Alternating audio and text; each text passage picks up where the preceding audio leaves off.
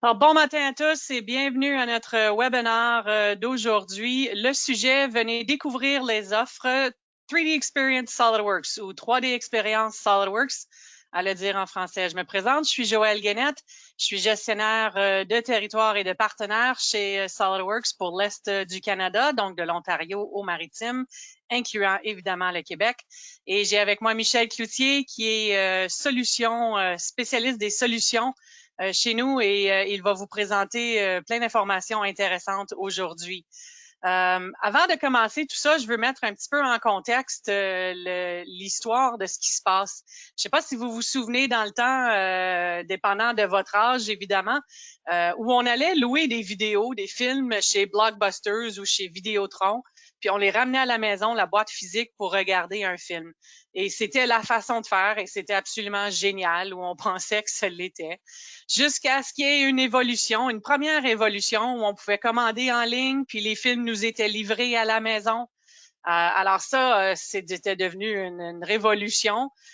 Jusqu'à aujourd'hui où on fait du streaming complètement en ligne et on se demande comment on se fait pour se passer de ça dans le passé.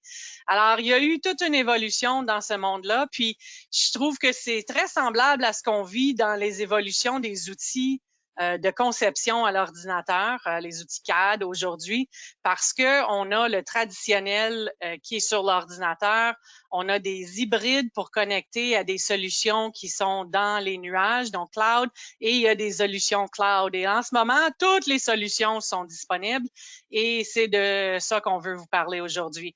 Avant de commencer et rentrer dans le sujet, juste si c'est votre première fois à utiliser GoToWebinar, un petit peu d'utilisation, vous allez voir le panneau à votre droite que vous pouvez fermer en cliquant sur la flèche orange. À n'importe quel moment pour voir l'image à écran complet. Vous pouvez changer l'audio si ce n'est pas idéal sur votre ordinateur. Vous pouvez changer par téléphone. En cliquant sur cette option, ça va vous donner toutes les informations de comment y accéder, numéro de téléphone et code.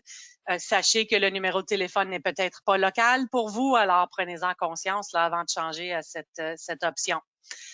Ensuite de ça, il y a des documents que vous pouvez télécharger. Alors, à n'importe quel moment, là, dans Handouts, il y a quelques documents qui sont là aujourd'hui. Vous pouvez les télécharger pendant la présentation à votre gré.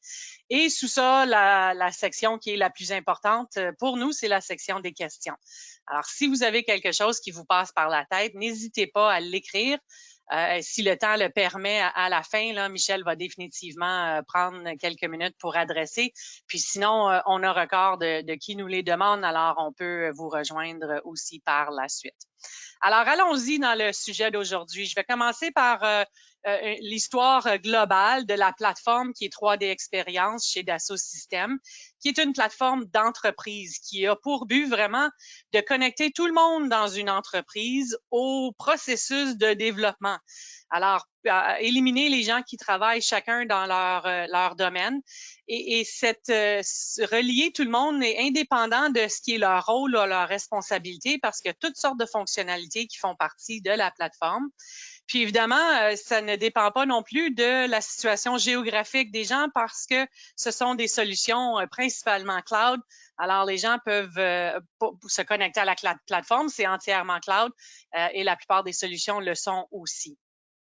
Alors, avec ça, à travers les années, Dassault Systèmes s'est demandé comment est-ce qu'on fait pour connecter toute notre communauté SolidWorks à cette impressionnante plateforme qu'on a développée à partir de divisions qui étaient principalement à ce moment-là CATIA, Simulia pour la simulation et Enovia pour la gestion de données. Et on est venu à développer ce qu'on appelle 3D Experience Works. Alors, c'est un jeu de mots, évidemment, mais c'est pour que les utilisateurs qui sont soit SolidWorks aujourd'hui ou du type à vouloir utiliser un outil de gamme SolidWorks se retrouvent que la 3D Experience Works, c'est la plateforme ou la section qui est plus pour moi. Alors, on voulait combiner et on continue à faire ceci, la facilité d'utilisation de SolidWorks et la puissance et l'étendue qui existent dans la plateforme 3D Experience déjà. Alors, ce qu'on voulait faire, c'est non seulement juste transférer des choses dans le cloud, mais vraiment résoudre de nouveaux problèmes pour nos utilisateurs. Alors ça, c'est fascinant. Vous allez voir certaines solutions aujourd'hui, mais il y en a plusieurs autres qui sont là pour augmenter ce que nos utilisateurs ont aujourd'hui avec un SolidWorks possiblement traditionnel desktop. On veut permettre la collaboration sans friction, qui est devenue de plus en plus essentielle. La pandémie, évidemment, a mis un œil là-dessus qui est plus sérieux avec les gens qui sont à la maison. Mais aussi, il y a différents départements collaborer plus facilement. Et non seulement ça, mais si on a besoin de trouver des employés qui sont pas dans notre milieu, ben ils sont ailleurs dans le pays ou dans le monde, ben, il faut pouvoir collaborer avec ces gens-là facilement. Puis encore une fois, avec des documents 3D pour un développement d'un produit 3D. Alors, de façon intelligente avec ces documents-là. On veut aussi que nos utilisateurs puissent profiter des solutions cloud. Évidemment, il y a plein d'avantages au cloud. Souvent, c'est la réduction de l'équipement physique qu'on a besoin. Ça peut être diminution d'autres logiciels qu'on a besoin pour faire fonctionner ces choses-là. Moins de TI pour supporter tout ça dans notre entreprise. On a un accès qui est rapide, un accès qui est un peu n'importe où sur n'importe quoi quand c'est des solutions complètement cloud. Puis on déploie ça très facilement, très rapidement. Et souvent, bon, ben les coûts sont un peu différents aussi, alors ou les formules sont un peu différentes. Alors, il y a toutes sortes d'avantages et on veut que nos utilisateurs puissent en prendre avantage. Alors, c'est le 3D Experience Works. Puis je pense qu'à ce moment-ci, je te passe la parole, Michel, si je me trompe pas. Ben, tu peux, oui. C'est ça, c'est toi le prochain. Alors, Michel est chez SolidWorks depuis 15 ans, mais là, on est devenu SolidWorks 3D Experience Works. On sait un petit peu plus comment se présenter parce qu'on est tout ça maintenant, parce qu'il y a toute une gamme qui est là. Michel est responsable comme consultant de solutions. Alors, il est là pour examiner ce qu'une entreprise utilise puis faire des recommandations de solutions. Puis, comme je mentionnais, il y en a plusieurs aujourd'hui. Alors, il est là pour vous en présenter une, pour vous aider à soit faire un choix ou vous aider à avoir une vision de où vous pourriez aller ou juste pour savoir qu'est-ce qui se passe chez nous puis qu'est-ce qu'on développe, sur quoi on travaille. Alors, Michel, je te laisse la parole et je reviens à la fin. Parfait. Merci, Joël. Ben, bienvenue tout le monde. Bonjour, bon matin, bon vendredi matin à tous. Donc, aujourd'hui, on va parler d'un produit qui est en fait assez récent, qui a été mis disponible cet été. 3D Experience SolidWorks. Maintenant, qu'est-ce que c'est 3D Experience SolidWorks? C'est ça qu'on veut explorer un petit peu plus aujourd'hui. Il faut comprendre que 3D Experience SolidWorks, c'est SolidWorks, mais c'est une version différente de SolidWorks. Qu'est-ce qui est différent? Qu'est-ce que j'entends par différent? Premièrement, ça reste quand même SolidWorks à la base, comme on le connaît, comme on est habitué, comme on l'aime. Une des différences qu'on va voir, par exemple, c'est que la gestion de données fait vraiment partie de 3D Experience SolidWorks, ou est-ce que dans nos produits, dans SolidWorks réguliers, il n'y a pas vraiment d'outils de gestion de données, c'est quelque chose qui est fait après ou en supplément. Dans 3D Experience SolidWorks, la gestion de données fait vraiment partie du produit, puis c'est de la gestion de données cloud sécurisée. Qu'est-ce que ça veut dire? Ça, c'est que ça nous permet, premièrement, de beaucoup mieux collaborer avec les membres de l'équipe. Comme moi, vous allez le voir aujourd'hui, je vais travailler avec 3D Experience SolidWorks. Comme les données sont sur le cloud, si je suis à la maison, un collègue est au bureau, un autre collègue est chez eux à la maison, les données sont sur le cloud, donc sont disponibles pour tout le monde tant qu'on a un accès Internet. Puis c'est ça aussi la beauté, c'est la mobilité des données. Une fois que les données sont sur le cloud, même que je vais commencer dans mon browser Chrome pour vous montrer le modèle sur lequel je vais travailler, les données sont sur le cloud, donc je peux vous montrer ça même si je n'ai pas SolidWorks à la limite. Maintenant, on va faire du SolidWorks, c'est un peu le but de la présentation, de vous montrer un peu les petites différences avec le 3D Experience SolidWorks versus le SolidWorks classique. Mais dans nos offres 3D Experience, il y a aussi des outils de conception basés sur le cloud. Si vous étiez avec moi le mois passé, on a parlé de XDesign et XShape. Si vous voulez voir la présentation, elle est enregistrée, je vous donnerai le lien tantôt, mais on va en reparler un petit peu aujourd'hui. Le mois passé, on a exploré ces outils-là, mais on n'a pas vraiment vu comment ça interagissait avec SolidWorks. On va le faire aujourd'hui beaucoup plus, de façon beaucoup plus intégré. Puis aussi parce que le produit est sur la plateforme, ça nous donne accès aux mises à jour de façon automatique. On n'a pas besoin d'aller télécharger le Service Pack. Il nous l'est proposé, en fait, quand il y a une mise à jour qui est disponible. Maintenant, ce que je vais parler aujourd'hui, je vais utiliser en fait un modèle qui vient d'un de nos clients qui s'appelle Biodapt, fondé par Mike Schultz. Vous voyez son image en bas. C'est un athlète professionnel de motocross qui a en fait perdu sa jambe dans un accident. Puis il a décidé que c'était pas pour l'arrêter. Il a développé une prothèse pour pouvoir continuer à faire les sports qu'il aimait, le motocross, la motoneige, et même devenu un médaillé paralympique après son accident nécessairement. Donc, il est médaillé des Jeux paralympiques à l'aide de justement sa prothèse. Donc, on va utiliser ça, puis on va regarder, on va faire plusieurs choses. On va commencer par faire de la modélisation. Bon, vous êtes familier avec SolidWorks, ça ne sera pas vraiment différent. Ce qu'on veut faire, c'est prendre la pièce, en fait, qui sont deux pièces ici. On veut créer un nouveau design pour le rendre plus rigide avec la mise en plan. Ce qui va être bon pour vous, peut-être, de voir, c'est comment on gère justement les documents, comment on les sauvegarde. Je vais essayer de mettre l'accent plus, le focus plus là-dessus.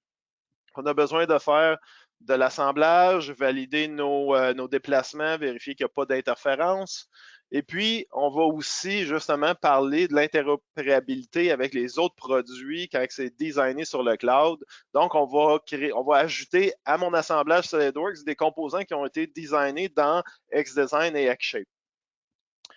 Maintenant, la première étape, ça va être justement la modélisation de la pièce qui est ici, qu'on va remodéliser dans une pièce qui va en fait ressembler à ça. Ça, c'est le petit modèle qu'on va refaire ensemble. Maintenant, comme je disais tantôt, on ne va pas commencer dans SolidWorks. Je vais commencer plutôt sur la plateforme. Puis quand je regarde sur la plateforme, je vais vous montrer justement le modèle. Comme je disais tantôt, les données sont sauvegardées directement sur le cloud. Ça veut dire quoi? Que moi, directement avec mon browser Chrome, j'utilise Chrome, je suis capable de venir naviguer mon modèle, de vérifier mon modèle, mais ça me donne aussi accès à ce qu'on appelle des communautés qui nous permettent de créer des espaces de messages propres à un produit, un projet, etc.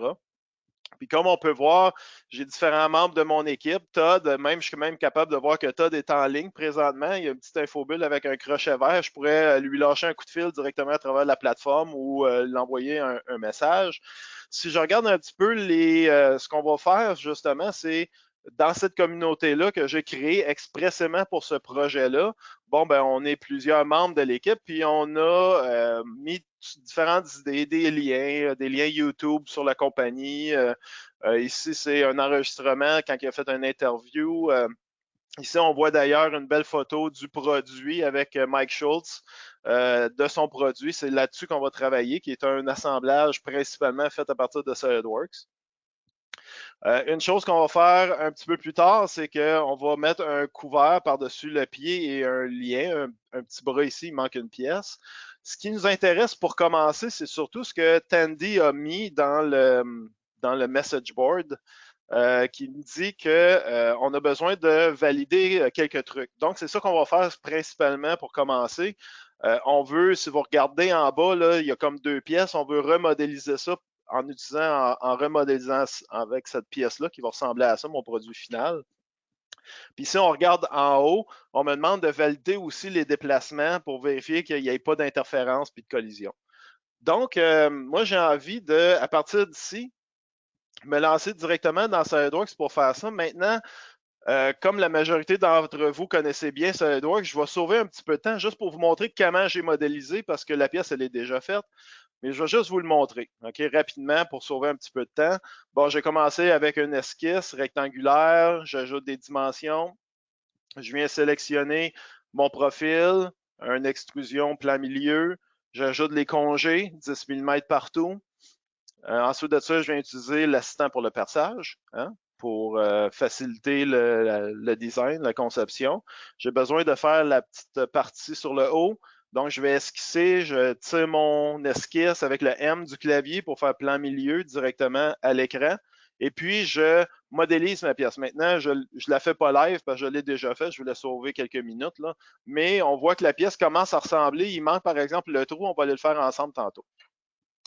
Une fois que j'ai fait la pièce, je vais créer la mise en plan. Puis ce que vous voyez, c'est 3D Experience SolidWorks. Vous allez voir que pour l'utilisation, faire des pièces, des esquisses, des mises en plan, c'est SolidWorks traditionnel.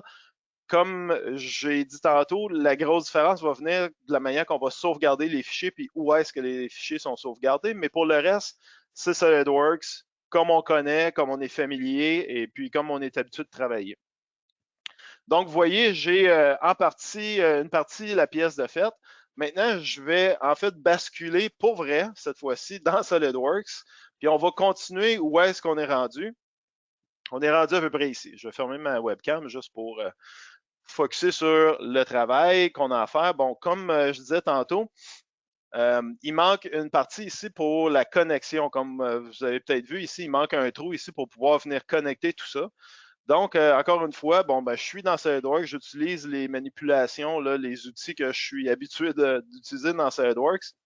Maintenant, encore une fois, pour sauver un petit peu de temps, je me suis créé une fonction de librairie avec tout le perçage nécessaire que je fais tout simplement glisser-déposer. Extrêmement rapide, là, un bon petit truc quand vous avez du machinage assez standard pour des fixations, des trucs comme ça. Comme ici, on a besoin de venir fixer.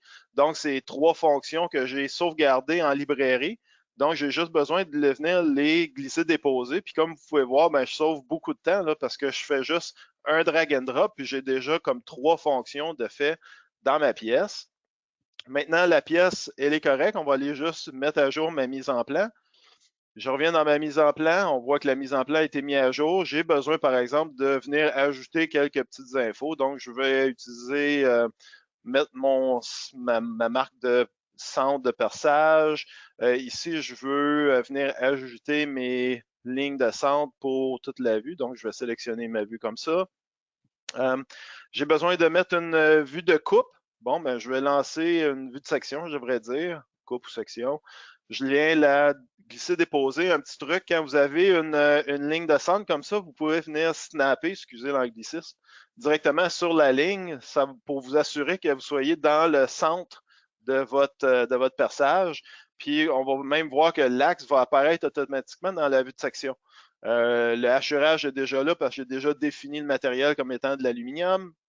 La dernière chose qui me reste à faire, c'est venir insérer les dimensions. Bon, j'utilise les dimensions du modèle pour toute la pièce. Je clique OK. Il va me rester peut-être juste à déplacer quelques dimensions, là, juste pour nettoyer tout ça, pour que ça soit propre. Ici, je vais peut-être juste me rajouter une dimension pour aider la localisation. Donc, je laisse déposer mon 20 mm qui est ici. Et puis, pour le moment, bon, on a terminé notre mise en plan. On va venir, là, c'est le temps vraiment de la sauvegarder. C'est là qu'il y a une des différences principales avec 3D Experience SolidWorks, c'est que quand on va sauvegarder, les données sont sauvegardées sur le cloud. Et puis ici, dans ma session, ici, on voit que dans mon statut, j'ai une petite indication qui dit que le fichier il a été modifié depuis la dernière fois qu'il a été créé. Donc, moi, je le sauvegarde. Et puis, je vais tout simplement dire, OK, je veux continuer à sauvegarder. Et puis, à ce moment-là, quand je vais faire la sauvegarde, on sauvegarde justement sur le cloud sécurisé. Ça veut dire quoi? Ça veut dire qu'à partir du moment où est-ce que j'ai sauvegardé mon dessin et ma pièce, tout le monde de mon équipe qui ont accès à mes données ou à ces données-là, parce qu'on travaille en équipe, ben, ont la dernière version, indépendamment d'où ils sont dans le monde, là, parce qu'on est, comme je disais tantôt, c'est de la sauvegarde directement sur le cloud. Maintenant, qu'est-ce qui est intéressant de tout ce processus-là, pendant que je laisse aller, c'est que SolidWorks en tant que tel ne change pas, là. On reste dans SolidWorks. Ça reste notre SolidWorks qu'on connaît bien. C'est les mêmes outils. Ça reste des modèles intelligents. Vous l'avez vu, on fait des mises en plan, des pièces, on change la pièce, la mise en plan se met à jour. Donc ça reste vraiment pareil. La différence, c'est quand on fait de la sauvegarde des documents, faire de la gestion des documents, tout ça va être vraiment intégré. Puis on va en parler plus justement dans la deuxième étape. La deuxième étape, où est-ce qu'on a besoin de valider tout ça dans l'assemblage. Jusqu'à date, vous m'avez juste vu travailler sur des pièces, sur une pièce et une mise en plan. Maintenant, j'ai besoin d'aller dans l'assemblage puis continuer à valider mon travail dans l'assemblage. Donc, on va aller justement faire ça. Je reviens à l'intérieur de SolidWorks. Oh, la sauvegarde dure un petit peu plus que je pensais. On va le laisser aller. Bon, il vient justement de terminer. Maintenant, en fait, ma mise en plan, j'en ai plus vraiment de besoin. Je pourrais la fermer. Ma pièce-ci, je vais la mettre sur le côté pour pouvoir voir mon assemblage. Maintenant, quand je vais regarder mon assemblage, justement, on voit que les anciennes pièces, ils sont encore présentes. Je vais juste aller les effacer.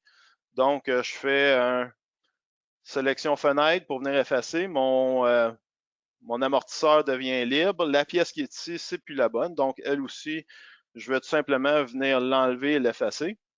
Et puis, je veux venir positionner la pièce que je viens de modéliser, qui est ici. Donc, je vais venir la glisser-déposer. Maintenant, encore une fois, un truc là pour les utilisateurs de SolidWorks. Quand vous glissez-déposez d'une fenêtre à l'autre, si vous prenez une arête, par exemple, puis vous l'amenez, on va automatiquement invoquer les contraintes, ce qu'on appelle les SmartMates. Donc, vous voyez, je l'ai glissé-déposé et puis elle est déjà contraint, coaxial, ainsi concentrique, je devrais dire, ainsi que coïncident.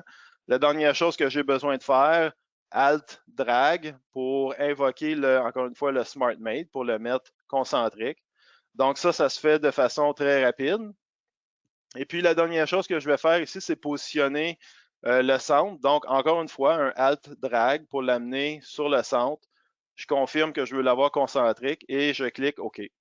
Maintenant, ce que je veux avoir ici, c'est remplacer la tige qu'on a vue avant par un shoulder screw, une vis à épaulement. Si je fais un contrôle pour sélectionner les deux faces, on va se rendre compte que dans le bas ici, on me dit que je vais avoir besoin d'un shoulder screw de 25 mm de long, quelque chose qui va être beaucoup plus rigide là, que la petite pin que j'avais avant. Maintenant, j'ai besoin de trouver ce shoulder screw-là. Ben, je vais me servir justement de la plateforme pour le faire. Et puis, je vais tout simplement lancer une recherche pour shoulder. Cette recherche-là, c'est la recherche, elle est sur le cloud. Donc, je suis en train de chercher dans toutes mes librairies sur le cloud. On voit que j'ai 629 résultats. Ça risque d'être long de trouver, mais je vais affiner ma recherche. Je vais dire que je sais que c'est M6, 25 mm. Donc, j'ajoute tout simplement M6 25 mm dans mes paramètres de recherche. J'ai deux résultats, une shoulder screw courte, une tête courte et une tête normale. Je vais prendre la tête normale, glisser, déposer dans mon interface et puis on l'insère. C'est pas plus compliqué que ça. La dernière chose que j'ai besoin de faire, c'est de venir l'assembler. Donc, encore une fois, Alt, drag pour venir la positionner concentrique directement ici. Maintenant, elle est positionnée, tout va bien, sauf que je ne serai pas capable de passer la vis à travers le trou qui est ici. J'ai besoin de venir agrandir le trou. Double-clic pour venir chercher la dimension que je vais changer. Je vais la mettre à 16. On va reconstruire. Je dis OK pour ça. Donc ici, j'ai mis à jour le trou, tout va bien. La dernière chose qu'on m'avait demandé, c'est si je regarde en haut pour valider dans mon assemblage, on voit que tout ce mécanisme-là, là, il y a un déplacement qui se passe. On voit qu'il y a des cams, là, un petit système de cams qui suit. Puis on voit aussi qu'en haut, j'ai deux positions pour avoir plus de configurabilité, si on veut. Alors, je vais venir sélectionner ma vis qui est ici, puis on va venir changer la position. Je vais dire que je veux éditer la contrainte. Et puis, au lieu du trou qui est ici, je veux la positionner dans le trou qui est là. Juste en faisant ça, tout se repositionne. Maintenant, je vais devoir, par exemple, valider que tout fonctionne encore bien, puis j'ai pas de collision. Bon, je pourrais utiliser la détection de collision. Il y a différents outils. Un que j'utilise régulièrement, c'est la détection d'interférence plutôt. Alors, je vais utiliser la détection d'interférence.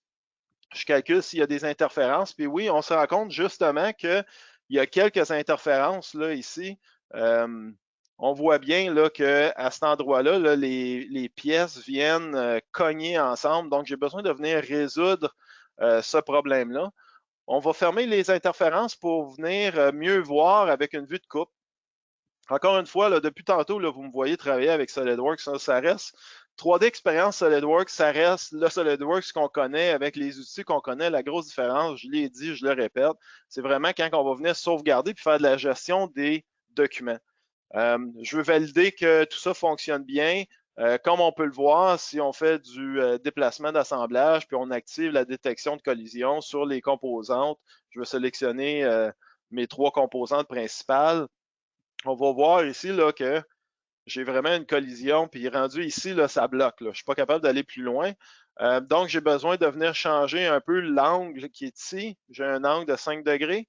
Encore une fois, je vais venir le modifier. Je vais le mettre à 12. Je vais reconstruire. On voit que ça m'a donné beaucoup plus de place. Et puis maintenant, à partir de ce moment-là, je suis capable de déplacer complètement pour aller arriver dans... on voit, là, il arrête ici, là, puis j'ai en fait éliminé ma collision. Donc, j'ai modifié ma pièce, mais j'ai besoin de mettre à jour le dessin qui va avec cette pièce-là. Maintenant, ce qui est intéressant quand on parle de gestion des données, c'est que tout est intégré, comme je l'ai dit tantôt, directement avec SolidWorks. Ici, on a toute la structure de notre assemblage. Je sélectionne une pièce, je la vois dans le menu. On voit ici qu'il y a un petit onglet qui me dit que j'ai modifié cette pièce-là. Maintenant, j'ai besoin d'avoir accès à sa mise en plan. Directement à partir d'ici, je suis capable d'aller voir les objets reliés. C'est en fait une recherche qui me montre les enfants parents de cette pièce-là. Cette pièce-là est utilisée dans quel assemblage et à l'inverse, est-ce qu'il y a une mise en plan qui est associée à ça? Donc, on voit la pièce, on sait qu'elle est utilisée dans l'assemblage qui est là, qui est celui qui est ouvert nécessairement. Moi, j'ai besoin d'aller ouvrir la mise en plan. Je la sélectionne à partir d'ici et puis directement intégrer, je fais tout simplement ouvrir. Il va aller ouvrir, vous allez même voir la dimension en bas qui vient de se mettre à jour. Pas plus compliqué que ça. J'ai mon nouveau dessin, la dimension qui est ici, qui a déjà été mis à jour à 12 degrés. Donc ça, c'est correct. Maintenant, je suis rendu au moment où est-ce que j'ai besoin de sauvegarder ce document-là. Mais il y a un petit problème, ou il va y avoir un petit problème. On peut voir ici que le document est dans un état relâché. Donc, il est déjà en fabrication. Ce que ça veut dire, c'est que je ne peux pas sauvegarder un document relâché, mais je vais devoir créer une nouvelle révision. Mais à la sauvegarde, je vais être capable justement de venir sélectionner. On le voit ici, il y a un petit message là, qui m'avertit. Ben moi, je dis, c'est pas grave parce que de toute façon, je crée une nouvelle révision. On voit ici, c'est la révision A1. Donc, je pourrais venir ajouter un commentaire. Removed class, je vais l'écrire en anglais, là, mais puis ensuite de ça, je vais relâcher la réservation. Donc, je vais prendre possession du document pour pouvoir le modifier. On voit que présentement, il n'y a personne qui travaille dessus. Donc, moi, je fais ça et je sauvegarde. Puis ça va devenir en fait ma révision B1. Donc, j'ai vraiment une gestion des révisions. C'est vraiment tout intégré directement. On le voit ici maintenant. Je viens de tomber dans la révision B1. Puis la révision B1, elle est in work. Ça veut dire qu'on est en train de travailler dessus. Ce que je pourrais faire même à partir de ce moment-là, c'est de dire, bon, ben cette révision B1, je voudrais la mettre dans un état frozen si je veux la faire approuver par quelqu'un d'autre, ou je pourrais l'envoyer dans l'état released, puis l'envoyer en fabrication. Donc, j'ai déjà un cycle de vie là, déjà d'intégrer dans le système à travers tous mes composants. Maintenant, la pièce ici, je vais la fermer, on n'a plus de besoin. On n'a pas fini complètement avec l'assemblage. J'ai besoin de mettre à jour ma vue éclatée. Tout le monde aime les vues éclatées. Ça reste un des outils les mieux adaptés pour documenter un assemblage, comme on peut voir ici, sauf que j'ai besoin de mettre à jour cette vue éclatée-là. Donc, je vais le faire directement à partir d'ici. Je viens dire, je veux éditer ma vue éclatée. Je vais sélectionner la vis qui est ici, la sortir, je confirme ma pièce que je viens de créer. je la descends ici. Encore une fois, je confirme. Je veux ajouter aussi les lignes d'éclatement, quelque chose qui, encore une fois, aide beaucoup à documenter. Alors, je vais tout simplement ajouter une ligne d'éclatement à partir de ma pièce ici, ma vis qui vient venir se connecter là. Ça va être bon. La chose aussi que je vais avoir besoin de faire, c'est ce qu'on appelle un jog là, dans la ligne d'éclatement qui est ici. J'ai besoin de passer par le centre qui est ici. Donc, je vais tout simplement venir confirmer tout ça, puis peut-être juste venir glisser mes lignes là, pour que ce soit plus facile de consulter. Et puis, pas plus difficile que ça. J'ai créé mes lignes d'éclatement. Je pourrais maintenant venir tout simplement refermer tout ça et puis venir mettre à jour mon dessin, hein, parce que j'ai mon assemblage, il faut que je mette à jour mon dessin. Sur le même principe, je peux venir ici sélectionner mon assemblage de tête. Je vais aller dans mes outils. J'aime bien utiliser les relations entre les documents juste pour trouver mes documents. Je n'ai même pas besoin de savoir où est le document en tant que tel. Je peux tout simplement le chercher à partir d'ici. Donc, on voit ici toutes les relations. Ça, c'est mon dessin d'assemblage. Je le sélectionne. Encore une fois, je dis ouvrir. On voit qu'il est en train de se mettre à jour. On va voir probablement des petites choses à retoucher, comme on devine dans le bas ici. J'ai remplacé les deux pièces du bas, donc je vais avoir besoin de venir mettre à jour mes bulles. Donc, je vais tout simplement dire, bon, ben la bulle qui est ici, on va la réattacher. Là, on voit qu'elle est rendue brunâtre, là, elle est détachée par rapport à la pièce d'origine. On va déplacer la ligne d'éclatement. Je viens encore une fois sélectionner ma flèche.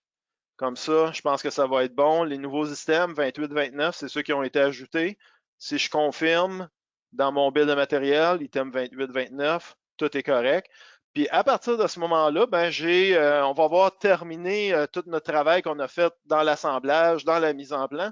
Donc, à partir d'ici, je vais tout sauvegarder d'un coup.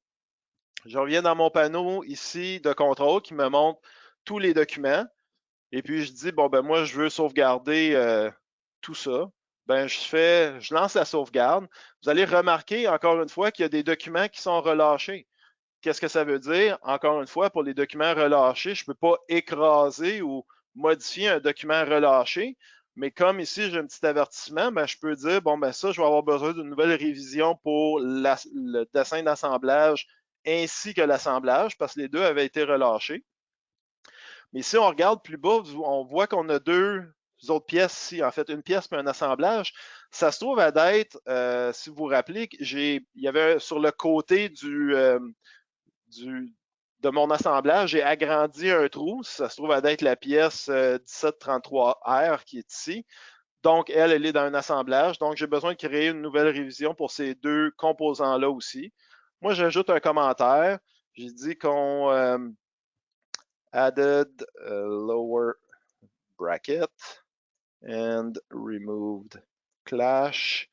Donc, j'ajoute un commentaire. Et puis ici, je vais relâcher ma réservation. Ce qui est intéressant aussi, c'est que l'outil va nous empêcher de travailler ou d'écraser si quelqu'un d'autre est déjà en train de travailler.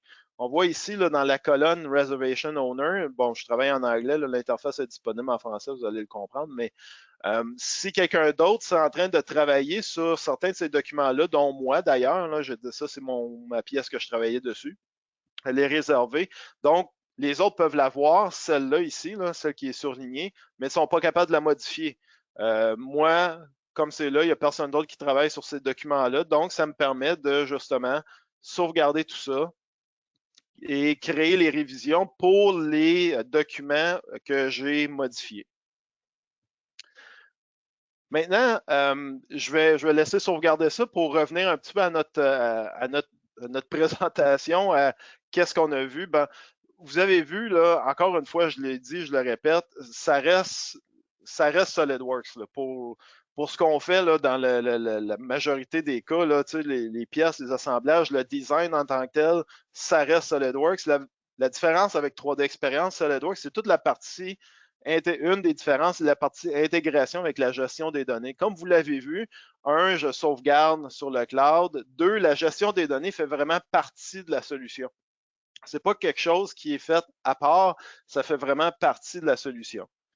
Maintenant, la dernière chose que je veux parler, c'est comment on va travailler avec les autres outils de la plateforme 3D Experience. Si vous étiez sur mon webinaire du mois passé, on a parlé de XDesign, XShape, mais on a vraiment juste parlé de ces deux outils-là. Maintenant, je veux regarder comment on peut interagir avec pas seulement XDesign, XShape, mais les autres outils qui font partie de la plateforme. Donc, ce que je veux faire, c'est que je veux, à mon assemblage, qui est le pied, là, la partie du bas de tout l'assemblage, ajouter deux composants. Maintenant, ces composants-là n'ont pas été créés dans SolidWorks, ils ont plutôt été créés. Il y en a un qui a été créé dans XDesign, puis l'autre qu'on va faire ensemble dans XShape. Donc, on va aller regarder à quoi ça pourrait ressembler. La première chose que je vais faire, je reviens dans SolidWorks, nécessairement. Ici, on n'a plus besoin de rien, donc je vais tout simplement tout fermer là, les documents. Dans mon panneau, je vais en fait lancer un outil qui est les tâches. Encore une fois, c'est un outil qui fait partie de la plateforme et ça nous permet de créer des tâches et même de venir assigner ces tâches-là aux membres de notre équipe. On voit ici que les tâches, j'ai deux tâches ici qui m'ont été assignées. Le Assemble Link puis Create Cover. Si je clique dessus, on voit un petit peu plus en détail qu'est-ce qu'on a besoin de faire. On me demande d'assembler le lien sur la pièce qui s'appelle Link sur l'assemblage qui s'appelle VF2 Foot, qui est le pied. On voit que c'est to do. La date, c'est prévu pour être aujourd'hui. On m'a donné 2 heures pour le faire. On m'a même assigné, donc je suis averti que j'ai des tâches à faire. Puis ici, on voit qu'on a la possibilité même de venir attacher les documents directement dans la tâche. Maintenant, qu'est-ce que ça veut dire? Ça veut dire que je n'ai pas besoin d'aller chercher, d'essayer de trouver. Je fais tout simplement cliquer dessus. Je fais ouvrir. Donc, je sais exactement sur quoi j'ai besoin de travailler. Et puis, vous le voyez à l'arrière-plan, on a été ouvrir l'assemblage en tant que tel que je vais avoir besoin de travailler. L'autre chose, c'est le lien qui est ici. Même chose, comme je disais, lui, par exemple, il n'a pas été fait dans SolidWorks, il a été fait dans XDesign. Donc, on va aller le modifier parce qu'on nous demande aussi d'essayer d'alléger le plus possible. Mais la première chose, ça va être de venir l'assembler. Maintenant, ma tâche, elle est to do. On l'a commencé. On va la pousser dans InWork pour que tout le monde, tous les collaborateurs soient au courant que j'ai commencé à faire le travail. Maintenant, comme je disais tantôt, je veux juste faire un petit assembler ces deux composants-là ensemble. Alors, même si les composants, comme le link qui est ici, n'a pas été fait dans SolidWorks, je suis capable de tout simplement glisser-déposer dans mon assemblage. Bon, vous m'avez vu travailler un petit peu. Encore une fois, j'aime bien utiliser les SmartMate autant que je peux quand je suis capable de le faire. Je vais manipuler. La dernière chose que j'ai besoin, c'est tout simplement de venir positionner ça ici sur le trou concentrique. Je vais confirmer tout ça. Ça semble bon. Maintenant, j'aurais besoin de faire une symétrie, nécessairement, l'envoyer de l'autre côté. Donc, je vais tout simplement utiliser le plan de droite, contrôle avec la pièce qui est ici. Je fais un miroir. Probablement des choses que vous avez faites des milliers de fois dans SolidWorks. C'est pas très, très difficile. Il y a quelques composants aussi que j'aurais besoin d'ajouter. Maintenant, ils sont déjà là. Je les avais juste cachés, juste pour sauver du temps. Là, je pense que tout le monde va bien comprendre que de la manière qu'on ajoute les composants, tout est là. Maintenant, pour valider que le déplacement se fait encore, je pourrais prendre mon assemblage. Je vais le mettre flexible, juste pour être capable de valider que tout semble fonctionner. Alors, je fais tout simplement glisser, déposer ou glisser pour valider le fonctionnement. Tout est correct. Donc, je vais tout simplement le remettre rigide pour le moment. Et puis, je suis rendu au moment où est-ce que j'aurais besoin de sauvegarder mes modifications. Comme je l'ai fait tantôt, je pourrais venir ici dans ma session où est-ce qu'on voit mon assemblage ainsi que tous les composants. Bien, je vais venir sauvegarder mon assemblage avec les modifications, incluant la pièce qui vient en fait de XDesign. Donc, on voit qu'on est prêt à sauvegarder. J'ai un petit message qui me dit, ben, en fait, il y a des pièces qui n'ont pas été réservées. Ben, moi, je peux tout simplement résoudre ça et dire, ben, réserve les pièces que j'ai besoin de modifier. Nécessairement, si quelqu'un d'autre est déjà en train de travailler dessus, je ne serais pas capable d'écraser son travail. Donc, ça, c'est une des particularités, surtout au niveau du travail d'équipe. On sait qui travaille sur quoi, mais facilement, je suis capable de venir tout simplement mettre à jour et sauvegarder mon assemblage et continuer mon travail. Maintenant, je vais revenir dans ma tâche après. Si vous vous rappelez, dans la tâche, ce qu'on disait, c'est j'ai aussi besoin de venir enlever du matériel pour que ça soit le plus léger possible. Okay? On cherche vraiment à être le plus léger possible. Mais la pièce que je veux modifier, le lien qui est ici, elle a été créée dans XDesign. XDesign, c'est un outil directement sur la plateforme. Donc, je veux venir modifier ce lien-là directement sur la plateforme.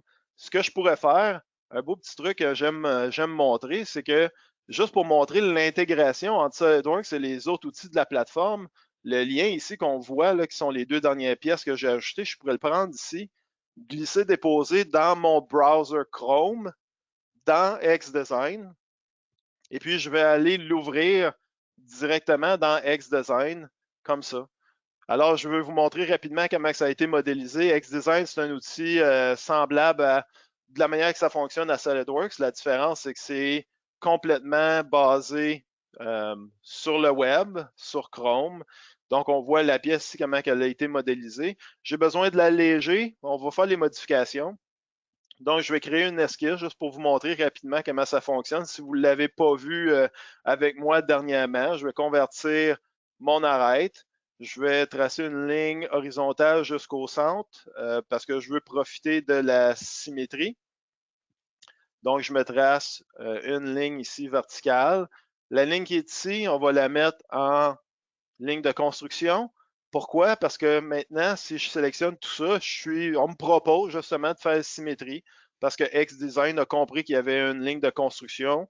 J'ai mes outils, mon S du clavier qu'on connaît très bien dans SolidWorks. Je suis capable de venir le sélectionner pour créer une dimension. On va mettre ça à 14. Et puis, une fois que c'est fait, je viens dans mes fonctions. On va faire une coupe. Comme ça, on va dire à travers des deux côtés. Je clique OK, donc j'enlève un petit peu de matériel. Je vais ajouter un congé ici, mais je veux en même temps aller récupérer toutes les arêtes autour de mon modèle. Donc, je suis capable de venir sélectionner toutes les arêtes d'un coup. Donc, 6 arêtes qui vont être arrondies avec un rayon de 10 mm. Je veux terminer peut-être avec un chanfrein avec l'option de propagation tangente. J'utilise ces deux arêtes. Et puis, je pense que j'ai terminé pour le moment. Ma pièce semble être bonne. Qu'est-ce que j'ai besoin de faire? Ben, je pourrais revenir ici dans mes tâches. On va juste le mettre à jour. Ça ici, en fait, le panneau de tâches qu'on voit ici, c'est les mêmes tâches que vous avez vues dans SolidWorks. Donc, le lien ici là, qui me demandait d'assembler ça dans SolidWorks et de faire le travail, c'est complété. Je pourrais le déplacer dans la colonne complétée. Même si je reviens à SolidWorks, puis je vais mettre à jour, je vais juste faire un petit refresh à partir d'ici. Qu'est-ce que vous allez remarquer, c'est que quand je regarde en bas ici, là, je vais essayer de montrer le panneau du bas. Si vous regardez en bas ici, là, il y a un petit icône qui apparaît qui dit qu'il y a une version plus récente qui a été faite sur la plateforme, qui a été mise à jour.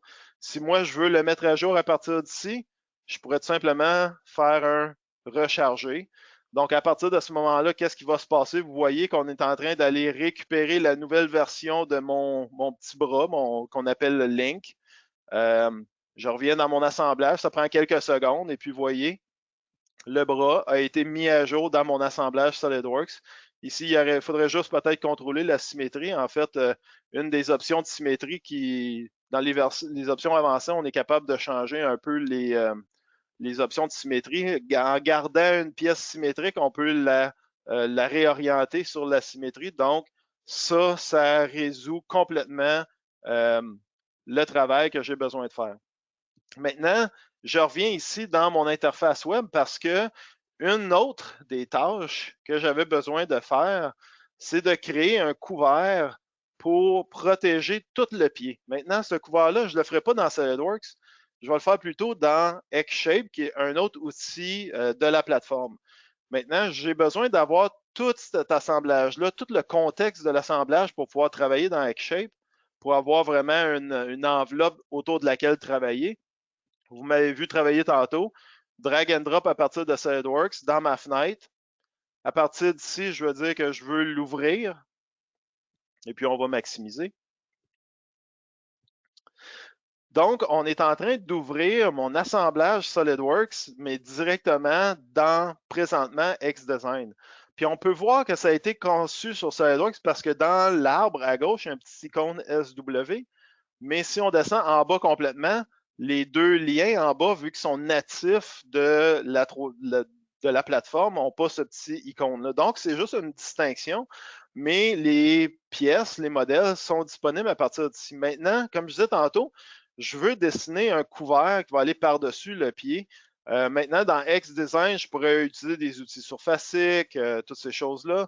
La première chose que je vais faire, c'est insérer une nouvelle pièce. Donc, ça va être un nouveau composant qui est inséré automatiquement dans le bas de mon arbre ici. Je vais l'activer avec un double clic.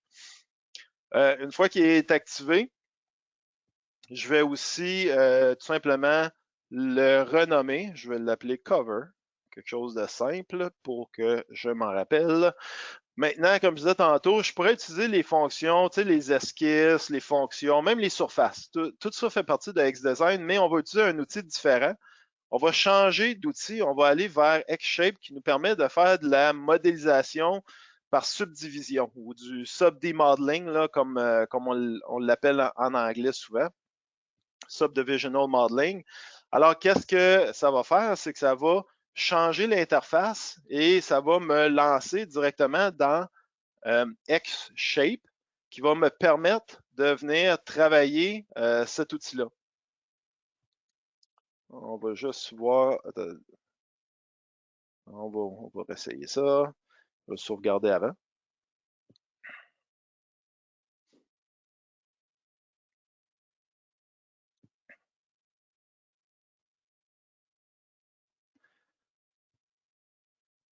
Alors, comme je disais tantôt, je suis en train de changer d'environnement de travail pour venir modéliser mon couvert dans Xshape. Laisse-moi 2 petites secondes, je pense que j'ai fait une petite erreur. Donc, je vais sauvegarder ça.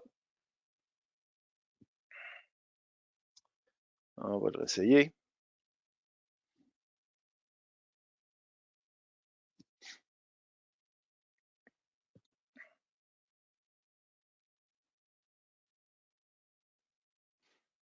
On va essayer d'autres choses. Donnez-moi 2 petites secondes.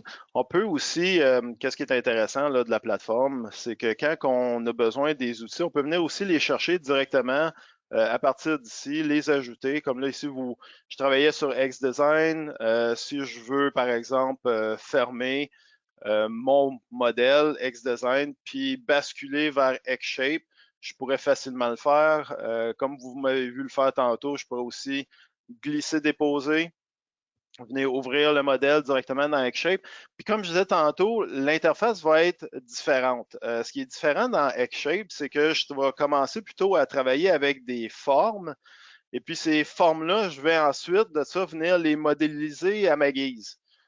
Comme je disais tantôt, je vais activer le couvert, qui est la pièce que je viens de créer. Et puis, on va utiliser les formes.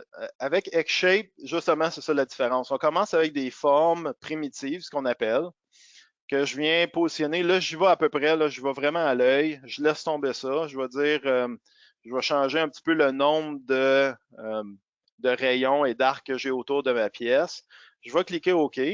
On va essayer de la positionner le plus centrale possible. Ça semble déjà assez bien positionné dans le centre. Sauf que moi, ce que je veux faire, c'est garder ma symétrie. Hein, ça va être important pour moi de garder la symétrie sur mon modèle. Donc, je vais activer l'option de symétrie en sélectionnant le plan qui est ici. On voit une petite ligne verte apparaître. Donc ça va vraiment m'assurer que je vais rester symétrique dans tout ce que je vais faire. Maintenant, on voit que tout est vraiment arrondi. Moi, je vais avoir quand même des arêtes vives. Donc, je vais tout simplement sélectionner certaines de mes arêtes qui sont ici, puis je vais créer à partir de ça des arêtes vives que je vais maintenant venir manipuler. Bon, on voit le modèle qui est un petit peu trop bas. Je peux tout le sélectionner. Je veux déplacer dans les axes X, Y, donc je veux tout simplement remonter tout ça à peu près ici. Puis là, encore une fois, j'y vais à l'œil. On pourrait facilement s'insérer des esquisses pour se placer, mais comme vous voyez, ce qui est intéressant de l'outil Xshape, c'est que je fais juste tirer comme si c'était de la plasticine. Puis là, je commence à placer un peu qu'est-ce que j'ai de besoin. Maintenant, sur le dessus, je voudrais avoir peut-être le mettre à angle, peut-être le prendre, le glisser à peu près comme ça. Pas vraiment. Je veux avoir quelque chose encore de plus, une forme plus évolutive, si on veut. Donc, avec le undo, je recule en arrière. Ce que je vais plutôt faire, c'est sélectionner mes points ici, puis dire, je veux dessiner quelque chose qui va ressembler à ça comme ça. Donc, avec ma souris, je dessine la courbe et hop, c'est pas plus compliqué que ça. Maintenant, à partir de ce moment-là, je pourrais revenir, par exemple, sur une orientation sur le dessus pour venir mieux positionner. On voit que c'est beaucoup trop large. Donc, encore une fois, je sélectionne mes points. Je vais rapetisser, ça va être à peu près comme il faut pour couvrir mes pièces, mes équipements. Là. Maintenant, je vais désactiver la symétrie.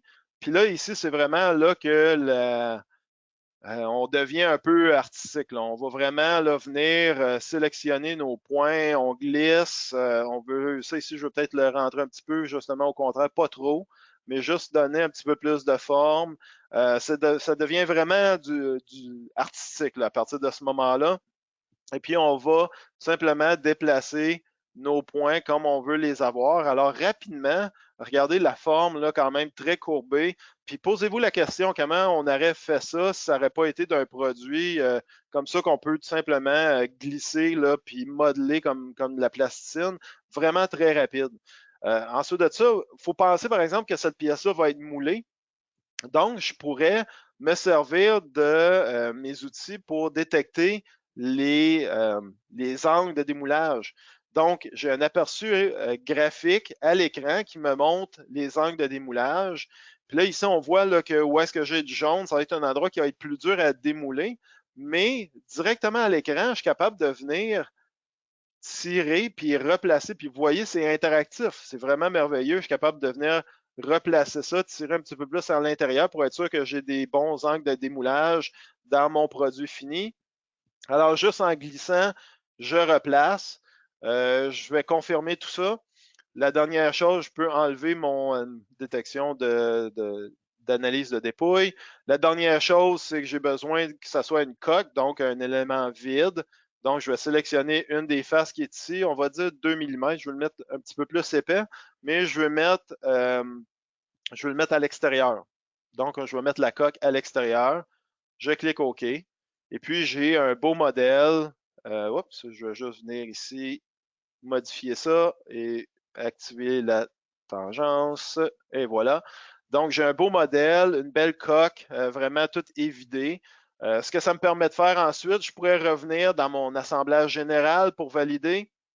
Une chose que je me rends compte rapidement, c'est que je l'ai fait un petit peu trop long. Hein. Si on regarde sur le côté, là, on va se rendre compte assez rapidement que je vais avoir des problèmes ici. Donc, je vais modifier cette coque-là. Il n'y a pas de problème. Je la sélectionne. Je dis que je veux aller l'activer et l'éditer. Hein? Alors, je vais sélectionner mon modèle, ma subdivision, et puis je vais tout simplement venir sélectionner ces fenêtres-là. On va y donner un petit peu d'angle, puis on va le tirer un petit peu plus vers l'intérieur comme ça. Je pense que ça va être bon. Je clique OK pour confirmer. Tout se reconstruit. Et puis, sans plus de difficulté, j'ai modifié mon couvert pour avoir vraiment quelque chose d'esthétique, de propre, quelque chose qui va être vraiment bien, qui va regarder vraiment bien. Et puis à partir de ce moment-là, ben, je pourrais revenir dans mes tâches ici puis dire, bon, ben, ma tâche qui est mon cover, je ne l'avais pas mis in work, on peut la mettre in work. Ce qui est intéressant aussi, c'est que ici, je pourrais dire, bon, ben, on me demandait de travailler sur le VF2, le pied VF2, mais je pourrais aussi dire, bon, ben, j'ai terminé avec la pièce qui s'appelle cover, et puis la rattacher cette nouvelle pièce-là dans ma tâche qui est ici, tout simplement, soit en la cherchant ou soit en faisant un glisser-déposer, et puis dire, bon, ben, ma tâche, elle est elle aussi terminée. Maintenant, encore une fois, la beauté de tout ça, c'est que si je reviens dans mon aperçu ici, puis je mets à jour les données, comme je l'ai dit depuis tantôt, toutes les données sont sur le cloud. Hein? Donc, même, je pourrais revenir dans SolidWorks puis mettre à jour mon assemblage SolidWorks pour voir le couvert. Mais si je veux juste partager le travail que j'ai fait avec mes collègues, je pourrais directement à partir d'ici, soit faire une capture d'écran, puis envoyer ça directement dans ma communauté, puis ajouter des commentaires, faire du markup directement ici avec les nouveaux composants que j'ai dessinés. Une fois que c'est fait, comme je disais tantôt, je pourrais venir partager ça dans ma communauté, dire où est-ce que je veux le partager. Bon, ben, je veux le partager comme un post, puis je veux partager ça avec la communauté Biodapt, etc. Nouveau design, et puis je mets un petit peu d'informations. Nouveau cover, et link ajouté. Ajouté. Et voilà. Et je pourrais publier ça directement dans ma communauté. Et puis, comme on l'a vu au départ, ben, tous les membres qui sont dans cette communauté-là maintenant vont voir le nouveau post que je viens juste de créer. Donc, même quelqu'un qui n'a pas accès aux données CAD, si je partage ces données-là dans la communauté, ben, tout le monde a accès à toutes ces informations-là. Alors, j'espère que ça fait le tour ça fait un grand tour des outils. Ce qu'on a vu à la fin, c'est surtout l'interopérabilité de la plateforme.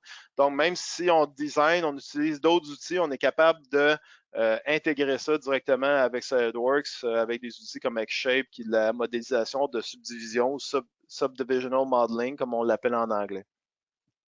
Donc, on a vu beaucoup de choses. On a fait des pièces, des dessins, des assemblages, des mises en plan d'assemblage. On a aussi travaillé beaucoup avec la plateforme. Tout est sauvegardé sur le cloud, disponible accessible à partir de n'importe où. C'est ça un peu l'offre ou le produit 3D Experience SolidWorks. Mais selon les offres, il y a aussi d'autres outils qui peuvent venir se connecter. Si vous voulez faire du rendu d'image, avec l'offre professionnelle, il y a le Visualize professionnel qui vient avec. Donc, il vous permet de faire vraiment des rendus de très haute qualité, là, qualité brochure, photo. On a aussi des outils de simulation qui peuvent venir se greffer à tout ça. J'en parlerai pas aujourd'hui. On va peut-être garder ça pour une autre session. Même des outils d'analyse, de planification. Vous avez vu les tâches tantôt, mais on pourrait faire des planifications aussi de projets. De la fabrication, du machinage. Donc, il y a un paquet d'outils qui viennent se greffer là, avec tous les outils de la 3D expérience. Maintenant, l'intérêt de 3D expérience SolidWorks, il y en a plusieurs. Premièrement, c'est installé directement depuis la plateforme. Ce que ça veut dire, c'est que c'est beaucoup plus facile à déployer. En fait, il va y avoir une nouvelle mise à jour de la plateforme en fin de semaine, là, dans la nuit de samedi à dimanche. Ça veut dire quoi? Que lundi matin, je vais avoir accès à toutes les nouveautés que la plateforme a à offrir. Ça nous permet aussi de toujours être sur la dernière version. Les correctifs critiques peuvent même être envoyés entre les mises à jour de la plateforme quand c'est vraiment critique de le faire. Je n'ai pas besoin de créer des images d'administration pour déployer à travers mes utilisateurs. C'est les utilisateurs qui le déploient eux-mêmes. Et puis l'installation, c'est 2 clics. Là. Sérieusement, l'installation, ça se fait en 2 clics. C'est vraiment facile. Et puis tout le stockage, les données, c'est ça. On ne stocke pas ça sur des serveurs. On n'a pas besoin d'infrastructure pour ça. C'est tout le cloud qui s'en occupe de façon sécurisée nécessairement. Vite, on enregistre la session. Je vais mettre la session sur notre page. D'habitude, c'est le moment où est-ce que je parle de notre prochain webinaire. En fait, pour le prochain mois, le mois d'octobre, on va sauter, moi et Joël, on saute nos webinaires parce que c'est la saison du lancement de SolidWorks 2021. Donc, les revendeurs vont avoir un paquet de contenu à vous offrir déjà. Donc, on ne voulait pas n'en rajouter par-dessus ça. Donc, on va revenir probablement au mois de novembre. On n'a pas encore trouvé le sujet. Alors, si vous avez des idées, moi et Joël, on est ouvert aux suggestions. Puis, Joël, je vais te laisser terminer. Certainement, Michel, merci. Alors, beaucoup d'informations. Comme j'ai dit, il y a des options maintenant, d'autres options ouvertes aux clients qui est très intéressant. Si tu veux avancer, Michel, rapidement. Oui, Là, oui, c'est toujours toi qui as le contrôle. Alors, Michel en a touché des avantages. Alors, SolidWorks Desktop connecté au cloud est possible, est disponible dans cette optique-là de 3D Experience SolidWorks. La gestion et sécurisée des données, le cycle de vie, alors tout ce qui est gestion de données, paramétrisation ou modélisation, le paramétrique ou subdivisionnel, il y a des options. Le photoréaliste pour la visualisation là, des images de qualité, puis de la simulation là, à prédire les performances du produit qui peuvent se rajouter à tout ça. Alors, ce qui a été créé, ce sont des offres très particulières de 3D Experience SolidWorks qui offrent toute la base, mais qui permettent aux utilisateurs de choisir le SolidWorks qu'ils ont besoin. Alors que ce soit le standard, le professionnel ou le premium, les options sont là pour le client de la même façon qu'il choisirait sur son desktop aujourd'hui.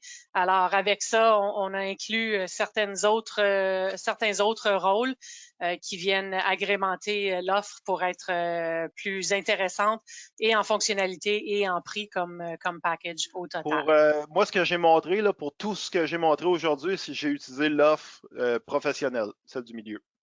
Voilà. Excellent. Bon à savoir. Alors, mais comme vous connaissez possiblement les SolidWorks traditionnels, ben les voilà, ils se retrouvent maintenant connectés à partir de la plateforme et voilà, c'est la différence. La dernière, je pense qu'on en avait une autre, juste pour montrer aux gens, on ne se débarrasse pas, on ne se défait pas de nos outils desktop SolidWorks. On les aime, vous les aimez. Si vous les utilisez, ne pas vous inquiéter. Comme Michel vient de dire, il y a des lancements qui s'en viennent pour toutes les nouveautés qui s'en viennent sur nos produits desktop et bien sûr toutes les nouveautés qui s'en viennent pour la plateforme. Option 1, on connecte notre desktop aux solutions qui sont dans le cloud avec 3D Experience Works. Alors, on peut faire ce pont-là. Et option 2, ben, c'est fonctionner de façon plus centrée sur le cloud. Si tu veux avancer, Michel, dans les animations, voilà. Donc, option 1, on connecte. Option 2, ce que Michel a montré aujourd'hui, là, qui est centré sur le cloud. Alors, le 3D Experience SolidWorks, c'est cette solution-là où on connecte soit la gestion de données vient avec, mais on peut connecter à d'autres outils simulation ou autres qui sont sur la plateforme aussi. Alors, continuez à suivre tout ce qu'on fait des deux côtés parce que les deux côtés évoluent comme toujours et on va vous aider à trouver quelle est la meilleure solution pour vous si jamais vous vous questionnez et vous avez besoin et vos revendeurs, évidemment, sont là pour faire de même. Alors, on a dépassé un peu. S'il y avait des questions, Michel, on va les regarder. Il y a des questions, mais je vais y répondre par courriel par la suite. J'ai vos coordonnées. Voilà. Par souci de temps, désolé, mais je vais vous répondre soit plus tard aujourd'hui ou au début de la semaine prochaine. C'est ça, puis vous pourrez revoir la vidéo si vous voulez. Là, il est enregistré ou partagez-le avec d'autres si le goût vous le donne. On vous remercie d'avoir été avec nous ce matin et on vous retrouve au novembre dans nos prochains webinaires. Bonne journée tout le monde. Merci.